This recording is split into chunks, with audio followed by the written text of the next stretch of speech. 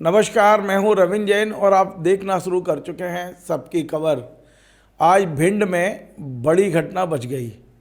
दरअसल रेत माफिया कितना बेखौफ है, इससे अंदाज लगाया जा सकता है कि आज सुबह उन्होंने एसडीएम की गाड़ी को ही कुचलने की कोशिश की। और एसडीएम की गलती सिर्फ ये थी कि वे अवैध रेत से भरी हुई ट्रॉली को पकड़ने के लिए आए थे, लेकिन रेत माफिया ने उनकी कार के ऊपर ट्रॉली मोड़ दी और एकदम से कार क्षतिग्रस्त हो गई। पूरा मामला बताने से पहले मैं आपको वो वीडियो दिखाता हूँ जिसे देखकर मैं भी हैरान हूँ। ये पूरा मामला है भिंड जिले के लाहर विधानसभा क्षेत्र में। एक छोटा सा कस्बा है मिहोना। मिहोना में अब बाईपास बन गया है। उस बाईपास पर खबर लगी कि दो ट्रैक्टर ट्रॉली अवैध रेत भर के, यानी बगैर रॉयल्टी के रेत भर के जा रही हैं। वहीं से एसडीएम निकल रहे थे विजय सिंह यादव।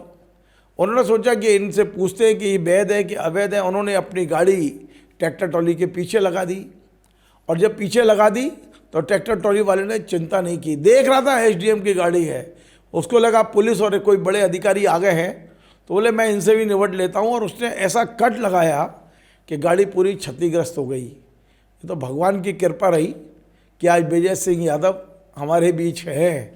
मतलब नहीं तो आज निपटा दिया था एसडीएम को। और ये घटनाएं कई हो चुकी ग्वालियर चंबल संभाग में। और जब मंत्री ये कहेंगे कि ये रेत माफिया नहीं पेट माफिया हैं, तो ऐसी घटनाओं को रोक कौन सकता है। आगे बढ़ने से पहले आप जरा ये वीडियो देखिए।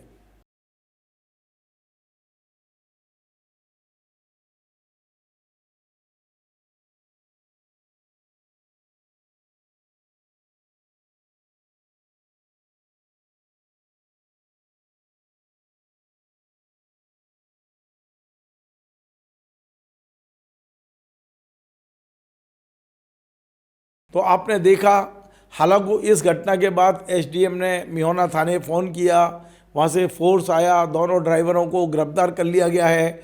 ये बहुत सारी चीज़ें हैं, लेकिन आप करते रहिए, ये छूट जाएंगे, जमानत हो जाएगी, फिर काम तो इनके पास यही है। आप सोचिए, ग्वालियर चंबल संभाग के बड़े क्षेत्र में लोगों पर रोजगार नहीं है। पहले रोजगार नहीं होता था तो डकैत बन जाते थे, अब रोजगार नहीं है तो रेत का व्यापार करते हैं। और जब इन्हें कोई रोकता है तो ये फिर चिंता नहीं करते, जैसा कि आपने पहले भी कई घटनाओं में देखा और आज भी। क्या इस तमाम सारी सामाजिक विसंगतियों पर कभी कोई चर्चा होगी? मैं बिल्कुल दोष नहीं दे रहा हूँ एसडीएम साहब को और प्रशासन को, उनकी ड्यूटी थी, वो कर रहे थे। लेकिन सवाल ये है कि कौन व्यक्ति चाहेगा कि वो अवैध कारोबार करे। अवैध कारोबार करना किसी का शौक तो नहीं होता, मजबूरी भी हो सकती है। हो सकता है कोई बड़ा पीछे इनके हो, लेकिन ये जो छोटा ट्रैक्टर ट्रॉली चालक है, ये बहुत बड़ा माफिया नहीं है, ये तो अपने पेट के लिए कर रहा है। तो मुझे लगता है कि इस विषय पर, क्योंकि मध्य प्रदेश के कृषि मंत्री हमारे कंसाना जी ये बयान दे चुके हैं कि ये रेत माफिया नहीं पेट माफिया है, इसे पेट भरना है, इसलिए ये कर रहा है। तो क्या मंत्री जी अब इस विषय पर राष्ट्रीय स्तर पर, मध्य प्रदेश स्तर पर, संभागीय स्तर पर कोई संगोष्ठी करेंगे? क्या मंत्री जी चाहेंगे कि ये जो पेट माफिया है इसके लिए कोई नियम बने कि ये इतनी रेत ले जा सकते हैं अपना पेट भरने के लिए? निश्चित तौर पे अब समय आ गया है कि मध्य प्रदेश सरकार को भी तय करना पड़ेगा कि वाकई यदि बेरोजगारी है और वे रेत ढोकर ट्रॉली में ले जाकर अपना परिवार पाल रहे हैं, तो इसके लिए भी यदि उचित लगे तो कुछ नियम बना दीजिए। क्योंकि अब देखिए, एक एसडीएम डिप्टी कलेक्टर स्तर का अधिकारी वो अपनी ड्यूटी कर रहा है, लेकिन ये जो रेत ले जाने वाले हैं वो चिंता नहीं करते, वो घोषणा देते हैं। हमने देखा था एक आईपीएस पर गाड़ी मुरैना में जो हुआ था कि एक ट्रैक्टर ट्रॉली वाले ने एक आईपीएस को मार दिया था, बिल्कुल मर गया था वो उस समय। आईपीएस शहीद होगा, हम तो मरना नहीं बोलेंगे, आईपीएस अपनी ड्यूटी कर रहे थे। लेकिन आज तो विजय यादव जी शहीद होते होते बचे हैं। बिल्कुल जिस तरह की घटना हुई है, मैं वीडियो आपको दिखा चुका हूं और आप कहें तो एक बार और दिखा देता हूं।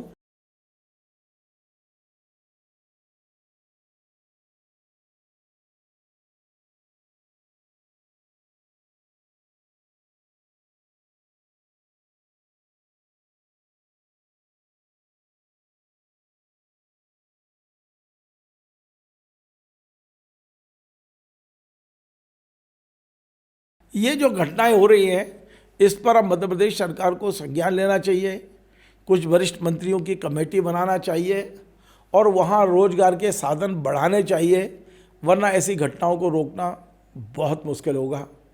नमस्कार।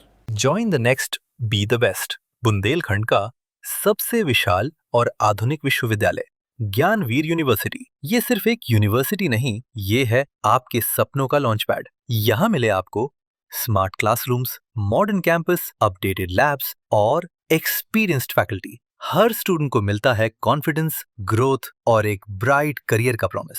नए सेशन के लिए एडमिशन ओपन है, तो इंतजार कैसा? आज ही कांटेक्ट कीजिए।